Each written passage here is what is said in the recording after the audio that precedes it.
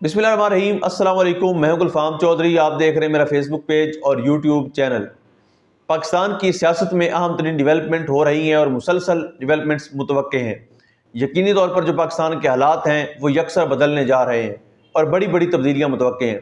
इस हवाले से हमारे साथ मौजूद है सिद्दीक जान साहब। उनसे जानते हैं क्या डेवलपमेंट हुई हैं, पहले उनकी बात सुनते हैं फिर उस पर बात करते हैं। नोटिफिकेशन होने के बाद से अब तक तहरीक इंसाफ के साथ क्या कुछ हुआ है, और उसके बाद जब प्रेस कॉन्फ्रेंस हुई नेक्स्ट डे, और प्रेस कॉन्फ्रेंस में भी DGISPR ने बहुत सख्त गुफ्तगू की इमरान खान के हवाले से और तहरीक इंसाफ के हवाले से, और सिक्योरिटी थ्रेट इमरान खान को करार दिया, कौमी सलामती के लिए ख़तरा करार दिया, और बहुत सख्त बहरहाल उन्होंने गुफ्तगू की जो आप सब जानते हैं। और उसके बाद ये कहा जा रहा था कि सोमवार के दिन से तहरीक इंसाफ के साथ बहुत सख्त चीज़ें होने जा रही हैं, और ऐसी चीज़ें कि तहरीक इंसाफ याद रखेगी, और बहुत सी एक्सपेक्टेशंस थी।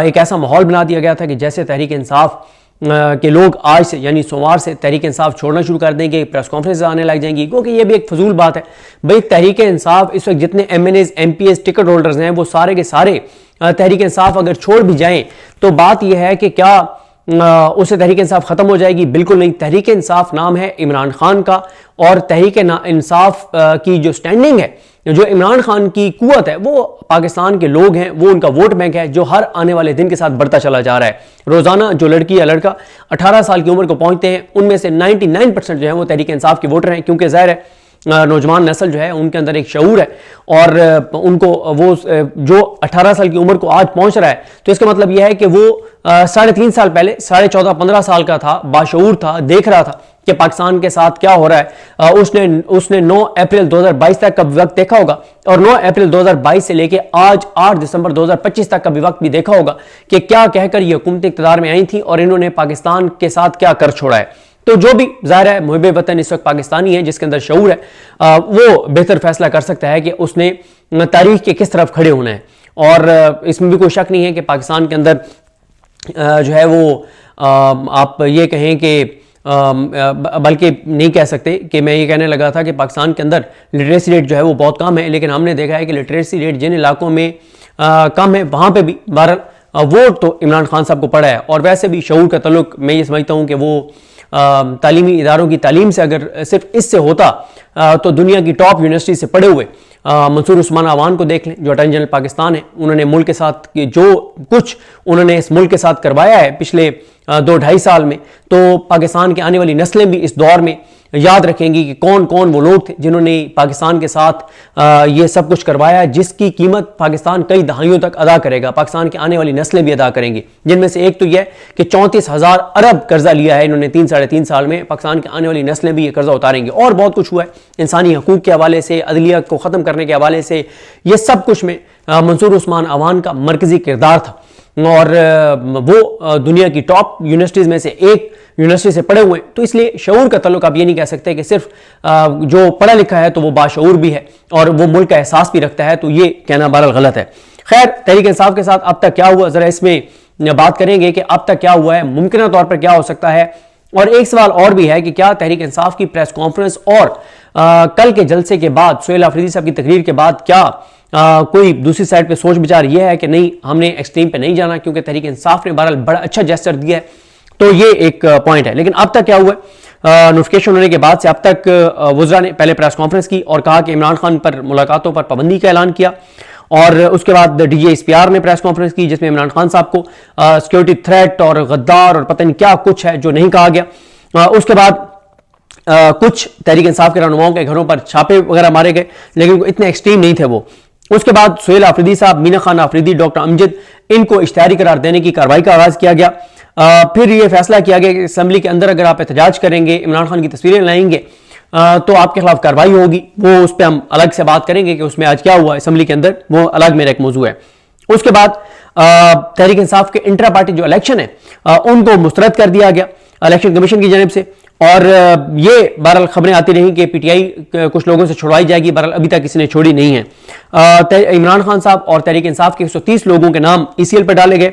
सुहेल आफरीदी साहब को परसों इलेक्शन कमीशन ऑफ पाकिस्तान ने बुला लिया है, और इसी तरह से स्पीकर कौमी असम्बली के ऑफिस ने आमिर डोगर साहब को एक खत लिखा है जिसमें उनसे वो सारा अदालती रिकॉर्ड मांगा है उमर अयूब साहब के हवाले से, और वो सारी चीज़ें, ये एक फजूल चीज़ वो कर रहे हैं वो ये कह रहे हैं कि मामला सब जुडिस है, इसलिए हम नोटिफिकेशन नहीं कर रहे। सब जुडिस नहीं है, वो डिसाइड हो गया है। उमर अयूब साहब डी सीट हो गए हैं, उनकी सीट पे दोबारा इलेक्शन भी हो गया है। ये सिर्फ डिलेइंग टैक्टिक्स हैं, इससे ज्यादा कुछ नहीं है। तो खैर वो एक लेटर लिखा गया बहरहाल ये बताने के लिए कि ये इन प्रोसेस है नोटिफिकेशन वाला मामला जो अपोजिशन लीडर का। उसके बाद कुछ खुफिया एफआईआर्स में कुछ लोगों को इश्तिहारी करार देने का सिलसिला जारी है, जिसमें सिमाविया ताहिर साहिबा को इश्तिहारी करार दिया गया है। वो अडियाला के बाहर मौजूद होती हैं। जमील फारूकी साहब और इस तरह से कुछ और लोगों को, जमील फारूकी जिनका मीडिया से तल्लुक है, उनको भी इश्तिहारी करार दिया गया है। उसके बाद अडियाला के हवाले से बहुत सख्त प्रेस कॉन्फ्रेंसेस की गई कि जो आएगा उसको भून के रख देंगे, मार देंगे, ये कर देंगे, वो कर देंगे, और बहुत खौफ। लेकिन ये मैं आपको यहां रुक के बता दूं कि तहरीक इंसाफ ने खौफ के ये बुत तोड़ने का बड़ा फैसला कर लिया है। और ये यहां पे मैं आपको मंगल के हवाले से बता दूं कि कल मंगल को तहरीक इंसाफ के अरकान असेंबली भी जा रहे हैं, तहरीक इंसाफ के वकला भी आ रहे हैं। अलबत्ता वर्कर्स को कॉल नहीं दी गई, लेकिन वर्कर खुद ब खुद पहुंच जाते हैं, क्योंकि तहरीक इंसाफ के एमएनएस, एमपीएस और वकला का ये ख्याल है कि क्योंकि जितना खौफ फैला दिया गया है और जो इनके इरादे हैं कि कल पता नहीं वहां पे क्या कुछ हो जाएगा, तो उनका यह ख्याल है कि हमें फ्रंट पे होना चाहिए। अरकान असेंबली जाएं, सेनेटर जाएं, एमएनएस, एमपीएस ये सारे जाएं और वकला जाएं। कारकुनान जो हैं उनसे बहुत हमने कुर्बानियां ले ली हैं, तो कारकुनान ना जाएं, लेकिन कारकुनान फिर भी आ जाते हैं। लेकिन असल जो बहरहाल है वो वकला और अरकान असेंबली है जो कल वहां पर जाएंगे। और उनका यह ख्याल है कि अगर हम कल नहीं जाते तो ये सरेंडर होगा हुकूमत के सामने, उस खौफ के सामने कि जो खौफ फैला दिया गया है। तो वो कहते हैं कि कल तो हर सूरत में जाने, ताकि खौफ के ये बुत तोड़े जा सके और बताया जा सके कि हम आपकी इन धमकियों को जूते की नोक पर रखते हैं। अब कल देखते हैं कौन कौन से एमएनएस, एमपीएस जाते हैं, टिकट होल्डर्स जाते हैं और वकला जाते हैं। तो बहरहाल जी अब तक जो चीजें मैंने बताई हैं ये हुई है, लेकिन इसमें से कोई एक चीज भी ऐसी नहीं है जो आप कहें कि कोई बहुत गैर मामूली है, बहुत गैर मामूली है। इससे पहले तहरीक इंसाफ के साथ नहीं हुआ। भाई तहरीक इंसाफ के साथ सानिया 26 नवंबर हो चुका है, पाकिस्तान के लोगों के साथ, शहरियों के साथ सानिया मुरीद के हो चुका है, एजे के में आप देखें क्या हुआ है। तो ये जो चीजें हुई हैं ये तो रूटीन में भी ये चीजें हो रही थी। कौन सी ये चीजें रूटीन में नहीं हो रही थी? यानी कहने का मकसद यह है कि अब तक कोई एक चीज भी ऐसी नहीं हुई जिसको आप कहेंगे बहुत गैर मामूली चीज हुई है, और ये रिफ्लेक्ट करती है ये चीज उस गुस्से को जो गुस्सा दिखाया गया है। ऐसा कुछ नहीं है। अब यह है कि क्या नाम है, क्या पॉलिसी बदल गई है? एक ये सवाल है कि क्या जो पीटीआई की जानिब से जो एक प्रेस कॉन्फ्रेंस हुई है, क्या उसके बाद उसको पॉजिटिव लिया गया है कि यार उन्होंने पर्सनल अटैक नहीं किए? और कुछ ये भी है कि प्रेस कॉन्फ्रेंस में जिस तरह की चीजें हुई उसके बाद आप देख लें कि जितने भी इंडिपेंडेंट लोग हैं उन सब ने डीजीआईएसपीआर पे तनकीद की है कि डीजीआईएसपीआर को ये लबो लहजा, ये जबान इस्तेमाल नहीं करनी चाहिए थी।